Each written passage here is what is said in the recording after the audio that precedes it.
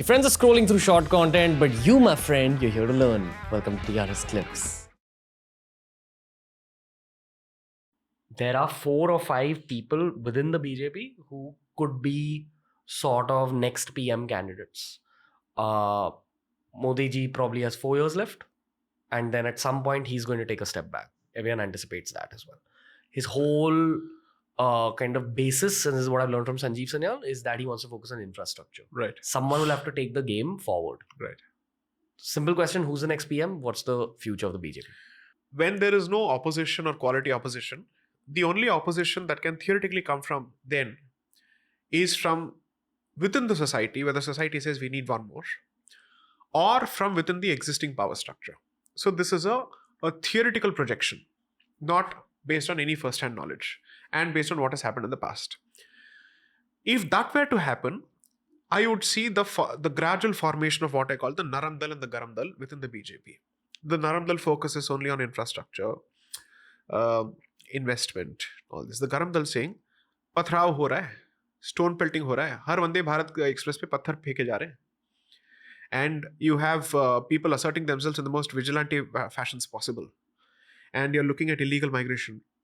You're looking at China. You're looking at the changing demographic balance in border districts, in close to 200 districts.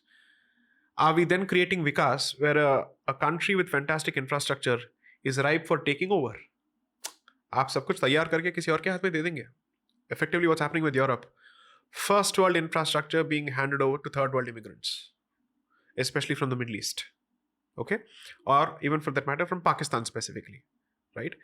So if you have to look at a situation which you don't want, that situation is Europe, where you've got Vikas, but you have zero cultural moorings or civilizational identity anymore, thanks to their hyper focus on secularism, where they've killed their own identity and they don't have an identity to speak of. And when identity does not exist, the human consciousness will be filled with something else, because vacuum cannot exist. दिमाग खाली नहीं हो सकता है, कुछ ना कुछ होगा. Either it's gold or garbage. It's for you to decide, right? So this Narandal Garamdal fight may at some point come to the fore, and that may result in changing the outlook of the party, or it could result in other possibilities. I hope it results in, let's say, a reorientation of the apparatus for a good reason, because it's now become a winning machine. Right? For the most part, with, of course, state-wise, they have lost a few. And with that traction momentum, I think it would be a tragedy if that momentum is cut short because of irreconcilable differences within on these aspects. So they have to start accommodating it. So somewhere I'd say a Yogi ji's approach to law and order, okay? The continued insistence on infrastructure, right? Both these may have to go hand in hand. You have to realize that not only has Uttar Pradesh improved in the context of law and order from 2017, it's also done really well in terms of infrastructure, by the way. It's just that I think his branding is extremely intense for the left wing, that they push certain narratives. What's the population of Uttar Pradesh? 25 crores, close to that. Okay? But at 1.4 billion, you're looking at least 20 crores. Which state in this country can handle that kind of population? And this is a state which is unfortunately previously called one of the Bimaru states. Bihar, Madhya Pradesh, Rajasthan and Uttar Pradesh. Right? He did not inherit a Gujarat. He inherited an Uttar Pradesh after Mayawati and Samajwadi Party. Right? People living in Noida will tell you that there were massive power cuts and every house had to have either a generator or an inverter depending on what they could afford. That's changed. Roads have become safer and better. Police stations are more approachable. Previously, a police station in Uttar Pradesh was a difficult place to go to. You never knew how you'd be treated. That has changed. Samsung wanted to move out of Noida because they weren't sure of how the new establishment would handle, let's say, investment. He convinced them to stay back, their manufacturing facility, from what I understand. A delegation comes from Iran. He brings together that delegation with artists in Uttar Pradesh of Shia Persian origin and makes them meet each other. And he says, you know what, if you have any problems investing in the state, I'm available, here's a hotline. This is what I've heard from reliable journalists. Okay. So clearly he seems to be able to balance both sides. In a state like Uttar Pradesh with its huge legacy, let's not forget that Ram Janmabhoomi happened in Uttar Pradesh. Therefore, there are very clear communal tensions in the state. In terms of legacy, what he has inherited, I would say compared to that, his turnaround, it's one thing to actually do well in a state which already has a fantastic reputation for progress. But to do it in Uttar Pradesh, it's always been associated with what? The bad lands of India. Or the cow belt. What a pejorative thing to say about a country that civilizationally has a certain place of worship for cow. To use it as a pejorative, is a cow belt. Hindi heartland. Right? I'd say that the way of the future is to combine both sides. Infrastructure with a very clear position on law and order. Is he your pick for the next PM? I have no idea because I'd like to see how he goes in terms of his appeal beyond his home territory. Okay. He has to, because you see, there is going to be a Hindi barrier in Tamil Nadu, right? And he also wears the saffron, which I'm very happy about. Okay, I have no problems with it. I'd want to see how that translates to his ability to reach out to people. Then also is the important factor of his ability to handle international optics. Taiyari do level ki hogi. One is pan-India, the second is the global stage. Both. Which could be his weakness. I'm not saying it's a weakness. I'd simply say it's an area because you see, I'm someone who looks at it's a weakness if someone cannot work on it or does not have the ability to actually work on it. But if someone shows the ability to work on something, I'd say it's an area for work. Okay. That's how I'd put it. I don't have enough research or facts and figures to argue on the left's behalf. I'll tell you what the left will say. Encounter killings. Okay. That's what they'll latch on to. They'll say law and order. Ask the women folk or even men folk for that matter, or to use their language, the non-binary gender identity. Okay. If they're safer in Uttar Pradesh today as compared to before. This right? I can validate because I've been to Uttar Pradesh a lot. This is the general narrative. Right. Safer than ever. Lucknow has become such a place to go to. It's brilliant. Hazratganj in Lucknow mimics Connaught Place in Delhi in terms of its architecture. What a happening place. Of course, I'm not going to say that let's use that as the basis for everything else. But other cities also. It's not as if this is one of those states where it has only a couple of cities to showcase. It's trying to do, so you have a Prayag, you have a Kashi, you have a Noida, you have a Lucknow.